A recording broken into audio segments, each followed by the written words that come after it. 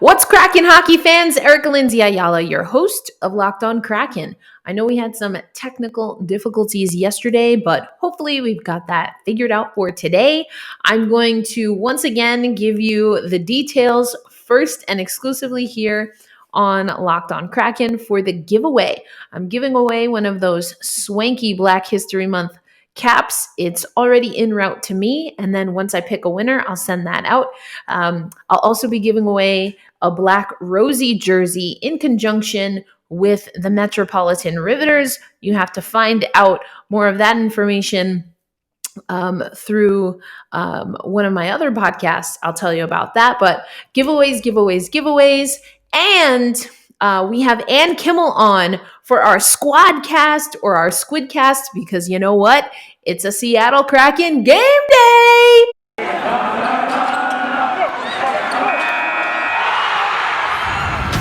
You are Locked On Kraken, your daily podcast on the Seattle Kraken, part of the Locked On Podcast Network, your team every day.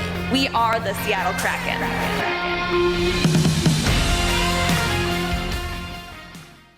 As always, thanks for making Locked On Kraken your first listen of the day. Yesterday, I had a great session with Ann Kimmel. She's one of your co-hosts for Locked On Predators. And wouldn't you know, the Predators are in town at Climate Pledge Arena today for this Seattle Kraken game day. It's going to be exciting. So, of course, Ann and I talked a little bit about the matchups, but more so talked about the future of these two franchises. They're on a different trajectory. So it was interesting to talk about that, and also talked about Kelly Yarncroke and, of course, Mark Giordano. I think I teased that yesterday, but we had so many video issues that I saved it for today. So again, apologies there. But let's head over to my conversation with Ann Kimmel, one of your co-hosts of Locked on Predators.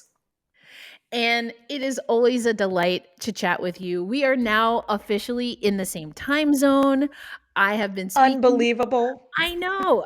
I feel like, we haven't skipped a beat very much because we were obviously doing the Olympic coverage for the Locked On NHL show with Rachel Donner, who's one of the co-hosts of Locked On Flyers. But now we're back.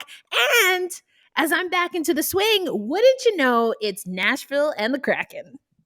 Come on. We timed this really perfectly. I'm so glad they scheduled the Olympics around what works best for the Kraken Predators calendar. That was very thoughtful. Very thoughtful. Yes, very good, very good. It's also, of course, today, March 2nd, as I mentioned, second day of Women's History Month. And there's an official decree that this is Seattle Kraken Day in Seattle. So it's a big day for us. Nice. Big day for us. Lots of really cool stuff. I talked about that on yesterday's show. But Ann, I don't know. We've talked about it before. Can Nashville spoil the Seattle Kraken party?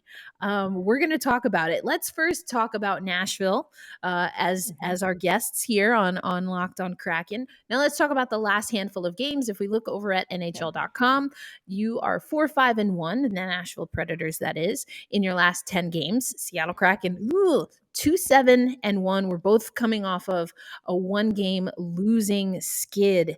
But tell us, looking at those numbers, what's the vibe like? What have been some of the conversations you and Nick have been having about Nashville in this stretch?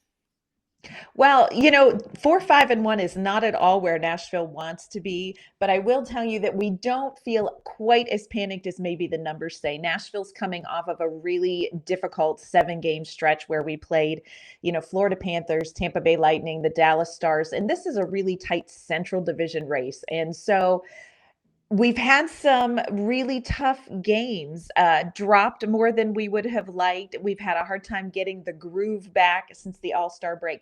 But for the most part, it's small adjustments that Nashville needs to make when they come out of these losses. There have just been small adjustments that they've needed to make.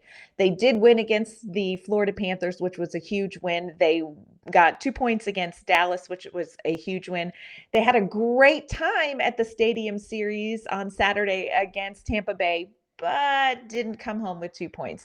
So kind of coming into it on a little bit bumpy terrain, but also the wheels haven't come off the bus. Okay. I love that for Nashville. Can't say we check all those boxes here in Seattle.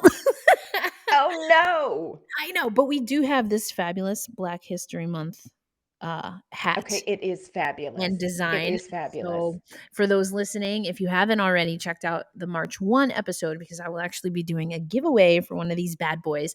And I was talking on yesterday's show where I did an outreach to Seattle Kraken fans or just hockey fans saying like, I want to get my hands on this, but I am not in Seattle. I believe I was still in China.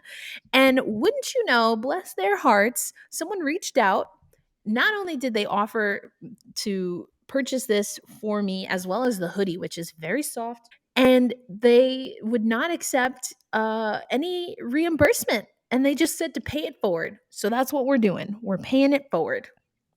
That is okay. First of all, that's wonderful that you were paying it forward. And that was so thoughtful of someone to hook you up. I don't know anybody who deserves it more. But second of all, that hat is fantastic. It's so nice. It's so nice. Of It course, really is. yeah, the colors really pop, especially on the black. The colors representative of the Pan African flag to unite a lot of the African countries, and so we talked about it on last week or yesterday's show. Excuse me. And can you tell I'm stalling a little bit here because I really don't want to get into. You don't want to tell me what's going on in Seattle? Come on. I wanted to just start on a high note. Seattle fans are the best. They truly are the best. And we are excited to host the Predators tomorrow. But like you know, we don't have quite as many wins in our last 10 games. Lots of tough losses where you know the Seattle Kraken are unfortunately just not able to sustain a lead, and that's been the MO all season. It's you know, going up a goal or two and then having to really scrap it out towards the end of a game, and you know, pulling a goalie and having scoring an empty netter on us. And you know, it's the Seattle Kraken are within striking distance, but it's like I say on the show all the time, it's like dealing with teenagers. You know, you say the message, but it doesn't always get through. It's not always as polished as you want it to be. So some of the growing pains of a new franchise here. And so we talked about it before, and the last time these two teams faced off, January 25th, the Predators got that win. You know, it was a 4-2 win for the Preds. The first game, of course, we know, and it's one of the firsts for the Seattle Kraken. And it seems You're like welcome. it's a long ways. October 14th, 2021, Yeah. we get our first ever franchise win. It was a 4-3 win. So on the one hand, the Seattle Kraken are coming in with the most recent loss. On the other hand, the series is split. So, and you know, given the stats and just how Nashville is performing, what does the Nashville Predators team have to do in order to make sure that they do win this series, this season series against the Seattle Kraken? Well, I will tell you that the Nashville Predators are a very different team now than they were in that first game. And I like to think that that was just Southern hospitality. We were so excited to meet the Seattle Kraken. Welcome to Bridgestone Arena. We'd be happy to drop a game for you because that's just how we roll. Here's a sweet tea and a win. But we're a very different team, I think, the Nashville Predators are right now at this point in the season. It took them some time to find their groove, to really kind of solidify their identity, to solidify how they wanted to play, and to get everybody pulling in the same direction. And I think we're seeing that now with Nashville. So I think you're going to see a very similar team to the team that beat the Kraken. I think that they are all pulling in the same direction. I think the mistakes are a little bit smaller mistakes. I think we're a little more challenging to play against physically as well. So I'm thinking that probably Nashville is going to be more like the Nashville of late than that very generous, kind, welcoming Nashville of October. Oh man. So the Southern hospitality does have an expiration date, is essentially what you're telling me. Okay. That is 100% right. Yes. Good to know. Good to know. As far as Seattle, I mean, I mentioned it, you know, the inconsistencies that you see with a team, you know, this teenager NHL team, as I like to say. I do think that the inconsistencies remain, coupled with injuries. We've seen some pretty key players, key leaders be out either indefinitely or for the season. I mean, as we're talking, it's a Tuesday, so that's a Turbo Tuesday here for us. But sans Turbo, Brandon Tanev is one of our players that's out for the season. Yes. You've seen that Jaden Schwartz and Jared McCann, those are big contributors to the offense that quite honestly, I don't know if anemic is the right word, but definitely inconsistent. And so we rely heavily on those who are contributors. So that's a little bit of a challenge. I did mention that Grubauer, I think, has played much better, but those teenage tendencies continue to bite us in the butt. And unfortunately, the highs that we get from taking a lead or even getting a few goals up on a team are always coupled with the Seattle Kraken just not quite getting into a full 60-minute groove. And I think it would be great to see the turnaround, but I think we have to err on the side of what we've seen the most of. And unfortunately, it's just not quite being able to finish out these games. But, and, that gets me thinking, though. It seems like Nashville's in a pretty good spot. The Seattle Kraken, I mean, Ron Francis has already been asked and has talked about what next season and free agency looks like, because of course we're coming up on the trade deadline. So I think our teams are probably in very different positions when it comes to the trade deadline. So we're going to talk about that and a mutual that we have, and maybe where Kelly Yarncrook falls when it comes to the trade deadline. So that is coming up next. But Ann, are you hungry? I get a little hungry sometimes when I do these. Oh my gosh, I'm hungry pretty much all of the time. And your talk about, your team being like a teenager reminds me of my 17-year-old who all he wants to do is eat and eat something semi-healthy. Talk about, your team being like a teenager reminds me of my 17-year-old who all he wants to do is eat and eat something semi-healthy. I love that. Those are good habits to have, Well, they are. Mama on Ice is doing it right. Well, let me tell you what I did. So we talked about this so many times. I ordered a box of the mixed flavor Built Bars. If you guys have not tried Built Bars, this is something that you really need to try. Take it from me and my very hungry 17-year-old. You can try, they have Built Bar Puffs. If you haven't tried those, you're missing out on one of their best tasting treats. Puffs are a protein infused marshmallow, which sounds weird, but tastes amazing. It's not just a protein bar. It's like eating a treat. They're covered in 100% real chocolate. They come in great flavors. My 17-year-old loves the churro. That was his favorite. New for this month, white chocolate cookies and cream. Look, they're all good tasting. Love the cherry. Barcia was also another yummy one. It's like a chocolate covered cherry. So good, but full of protein. Anyway, go to built.com. Just trust me on this. Use promo code LOCKED15. You will get 15% off your order. That's promo code LOCKED15 for 15% off at built.com. And as I always like to say, happy snacking. Always happy snacking. Is there an unhappy snacking? Shouldn't be. That's not, it's like anti-snack code or whatever. Yeah. Not real. Not real. Well, as always, we want to thank you for making either Locked On Predators or Locked On Kraken your first listen of the day. But, that's not where it stops. We have game day previews, we have recaps, and you should definitely check out the Locked On Now podcast. So Ann, Nick, myself, other people from the Locked On NHL network, we will get in front of a camera once again and wax poetic about how awesome our team is after a win and get really rowdy after a loss. So check out the Locked On Now podcast for nightly recaps of every NHL game with analysis, from your Locked On hosts. All right, Ann. It's time to get down to it. We know that the trade deadline is coming up, and on Locked On NHL, we're actually going to have those experts that we were talking about give a team-by-team breakdown of the trade moves that potentially could happen. So when it comes to the Seattle Kraken, there are a lot of conversations about what the team is going to do, looking at who are UFAs, unrestricted free agents, who are RFAs, restricted free agents, and of course, then how much money the team has to play with. I think our Mm-hmm. teams are in very different positions. We brand new franchise struggling mightily in our inaugural season. So either unloading some of these contracts to find the right pieces or keeping the right pieces and then figuring out how to do the math. Also, as I mentioned, a mutual that we have in Callie Yarncroke. Yes. And what do you think could happen potentially for Callie uh, at the trade deadline?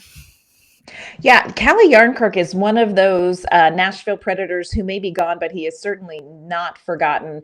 Losing Yarncrook to the Seattle Kraken in the expansion draft really kind of rocked Nashville Predators because Callie Yarncrook was one of those maybe not so talked about players, but his value was huge to this team, and he is missed. He has not really been able to be replaced or replicated in this lineup. You know, the Predators have a good season going and they've got a lot of great things going, but there's something about Callie Yarncroke where he can kind of go in the lineup anywhere, first line, fourth line, fill in, jump in, and play well. So he has been missed. And it's interesting to me that you say, you know, this is a piece that may be open to some movement because I'm just speaking for me, but Nashville would take him back like with open arms. Like, we are sorry for what we have done. We will not do it again. But Callie Yarncroke, one of the pieces that I think that Nashville is perhaps open to looking for is somebody who can kind of help that second line scoring. And Callie Yarncroke is one of those pieces where he fits in really well. He's very well known to Nashville. So I'm not at all opposed to you just giving him back. Yeah, listen, 8 seasons with Nashville before, Mm-hmm. being essentially carted off to Seattle because of that pesky expansion draft. Oh. Or I should say, I'm going, and I sent this over to you, and I know we've looked at it, but I'm going off of the work that the amazing Ryan S. Clark, who is the beat writer for The Athletic and covers the Seattle Kraken, but talking about, pending unrestricted free agents where Yarncroke falls into that, Marcus Johansson as well, Giannis Donskoy, these are players where, to your point, I think Yarncroke fits that mold in doing all of the right things, even for a team that's not looking particularly great in a lot of statistical Mm-hmm. categories. The Seattle Kraken need to establish a culture. And I do wonder what happens if, for example, by the 21st, you do deal a Callie Yarncroke who is willing and is more than capable of doing that kind of glue work and keeping and sustaining just a constant attack for a team.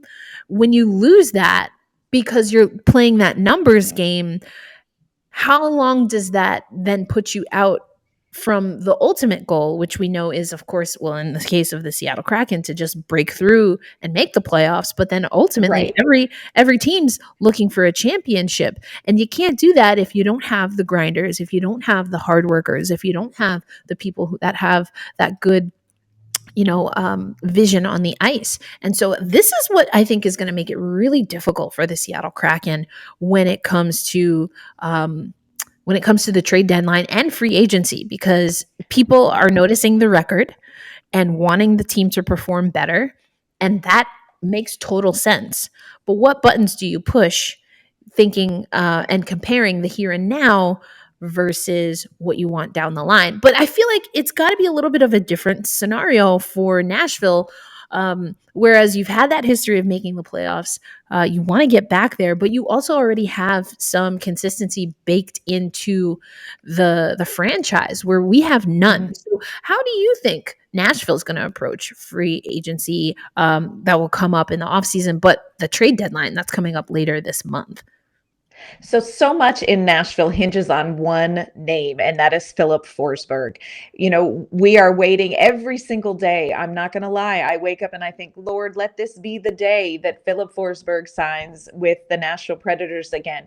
He's in contract negotiations. His people are meeting with general manager David Poile. David Poile's very upfront that he would, the goal is to re-sign Philip Forsberg.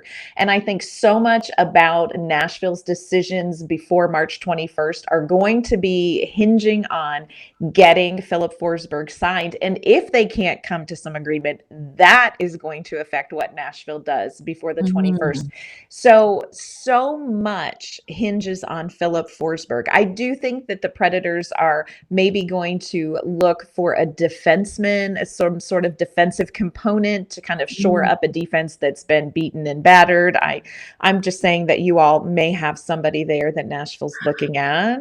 I was gonna say who are some of the other people, our captain, which is wild. I mean, just from like an optics perspective, I get that this is a business, but Mark Giordano has been one of the first names as soon as we Yes. saw how this Seattle Kraken season was gonna go, like officially, not on paper, but like, ooh, okay, this is really happening. Gio was one of the names. And again, I don't think that has anything to do with what he brings, but it has everything to do with playing the numbers game, which is exactly how we Yes. got him in the first place. Yes. Yeah. And I think he is somebody, look, I know that Nashville has had scouts at some Seattle Kraken games. I'm curious to see who they're looking at, but I would not be surprised if Mark Giordano is somebody that Nashville is in conversation about, because I think that they're going to want to shore up a defense that is doing well, but because of injuries has some weaker spots where they could use somebody with some more experienced veteran presence. So this is one that I'm very interested to see where he, if he stays, if he goes, where does Mark Giordano go? Because I think he's somebody that perhaps Nashville might be interested in. So only time will tell, and if and when we do see some of these Kraken players make their way to Music City, we're just gonna have you back. And but That's right.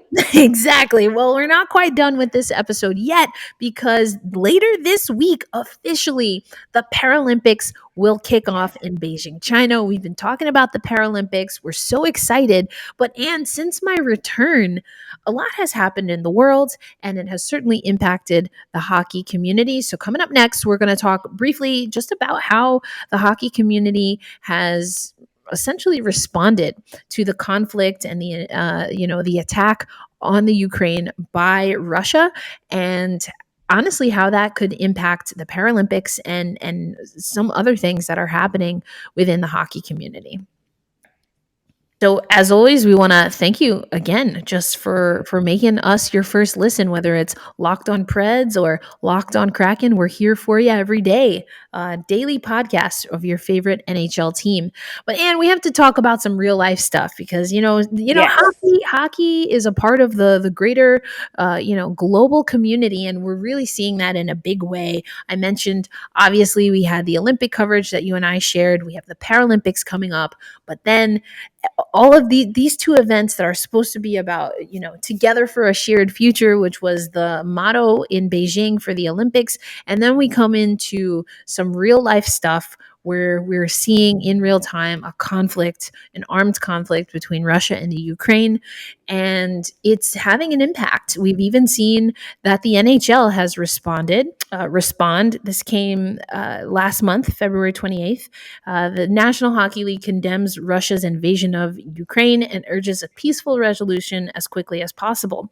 But then the statement went on to say that effective immediately, we are suspending our relationships with our business partners in Russia, and we are pausing our Russian language social and digital media sites. Now, the first part of that I think makes sense. In history, I'm a history person. We've seen divestments for wars or different acts of aggression.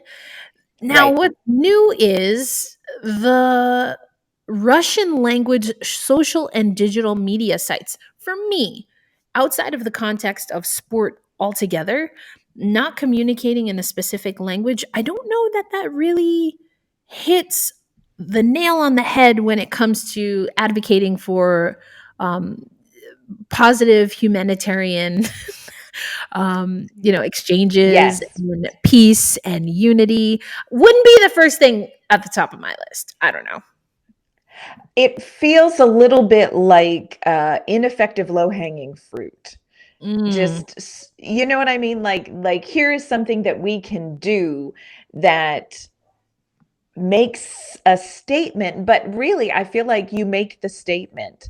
And I agree with you. I think, okay, taking away your social media platforms in Russian language, I'm not sure what sort of divestment that is in any way, except that it's an easily identified Russia associated connection, but I still don't quite get it. I still don't quite yeah, get it. it's a little bit weird. I know that you are a parent, and I used to work in youth serving organizations, and so a conversation that we would have that you might be familiar with is you want to make sure that if there is a punishment or a consequence, that it Hmm. matches the expectation that wasn't met, and we're not. Right. I don't, I could be wrong because, sometimes you miss a report or two, but I don't think the conflict and the invasion has very much to do with social media, just as an example. As an example. And and unless they're concerned about some sort of Russian bot social media, I mean, it's really a stretch. Let's be real. It's a stretch. It's a stretch. It's a And stretch. also, like, the poli sci major and me had a strong reaction because that we've had conversations tangentially about the actual times that might have been a thing. And I don't know that the NHL had a statement on that. Anyway, I digress. This Nope. is, join me on Twitter for those conversations. Unless, of course, you are looking for Russian translation, then maybe not. But Yeah, just, can't help you. I know. I feel bad almost like making a joke of it, but it just is so disconnected for me. But then the It is. yeah, and then the other part of the statement, which I honestly don't know that I completely understand, is we also remain concerned about the well being of the players from Russia who play in the NHL on behalf of their NHL clubs and not on behalf of Russia. We understand they and their families are being placed in an extremely difficult situation. Like, I just don't know that and not on behalf of Russia was, I don't know why that's necessary because, like, Yeah. you can't, like, and we are, the United States, entering the United States into any kind of chat where we're talking about nationalism is really just interesting. But Yes. that being said, I don't know that if the United States was banned from any activity, which to my knowledge they've never been, and have actually withdrawn from certain things like, Hmm. United Nations, and are perfectly fine. The world is perfectly fine with us just being American all over the place. But it was just so weird to say, like, and not on behalf of Russia. It's that piece sounds to me like the NHL wanted to disassociate their athletes from Russia on their behalf. And I just don't know that that's appropriate. You have to be very, very careful doing that. And, this is something that's been talked about here in Nashville as well. We have a really fantastic young man, Yakov Trenin, who is Russian, who plays for the Nashville Predators. Great hockey player, and very well respected here in Nashville. But I do think that you have to. I agree with you. I don't see us putting American athletes in the position that we're demanding for Russian athletes. And I think that the league trying to step in and almost provide cover almost makes it weirder. I know that's not a great word.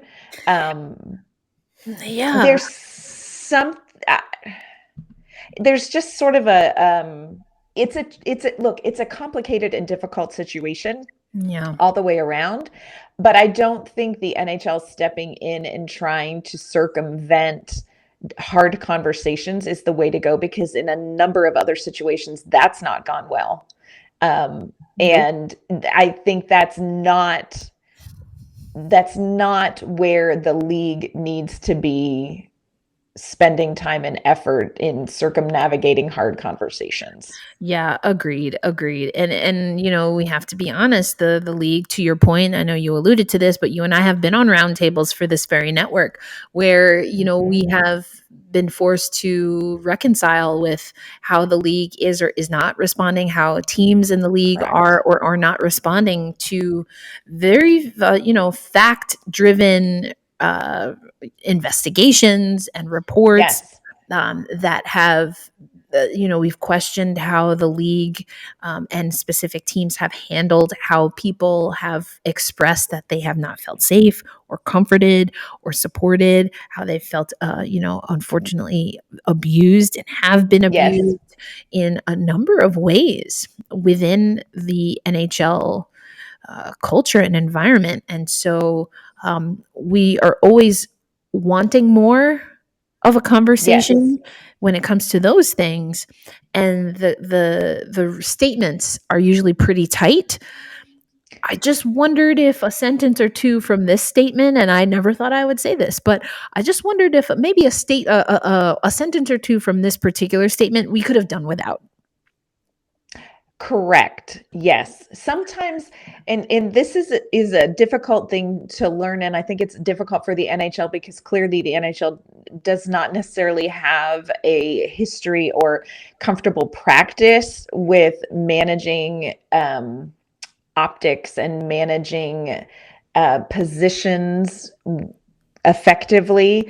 But sometimes saying less is the better thing to do until you know more. Yeah. Who is it? Alison Krauss, right? You say it best when you say nothing at all. Yes. Amen. I mean, let's go to the sage sources here. It doesn't get much better than is that 90s? I think it's 90s, right? Yes. 90s. Oh, yes.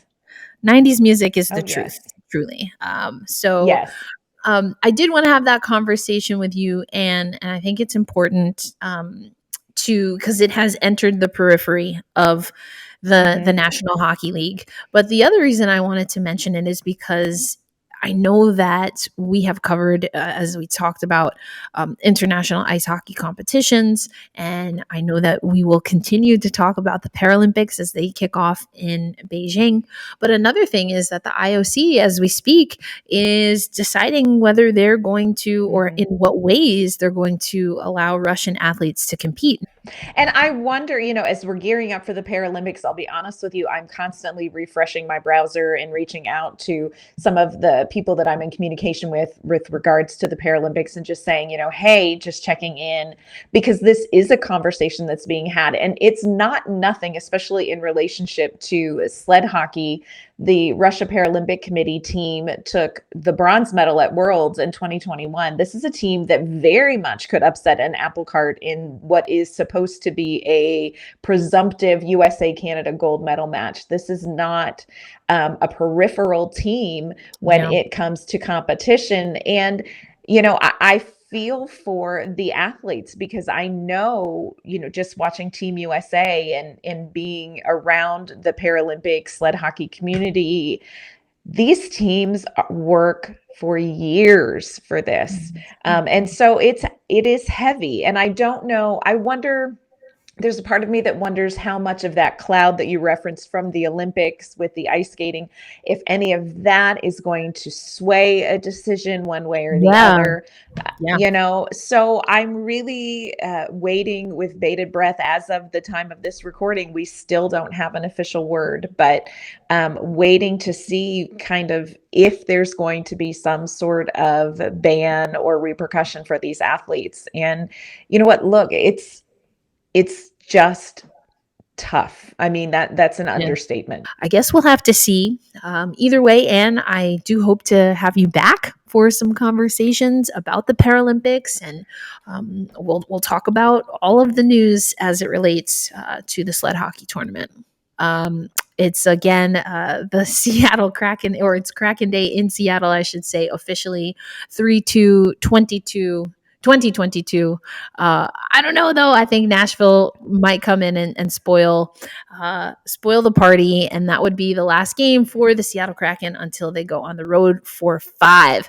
So, and as always, thank you so much. Love what you and Nick are doing over at Locked On Preds, and I can't say I'm rooting for you tonight, but I understand. And the feeling is mutual. The love there is it is. mutual. The good luck in all your other games is mutual as Exactly. well. Exactly. And hey, we'll see what happens with Callie and Gio, because That's right. we might come next season have to talk about a revenge tour for them or some other Kraken players.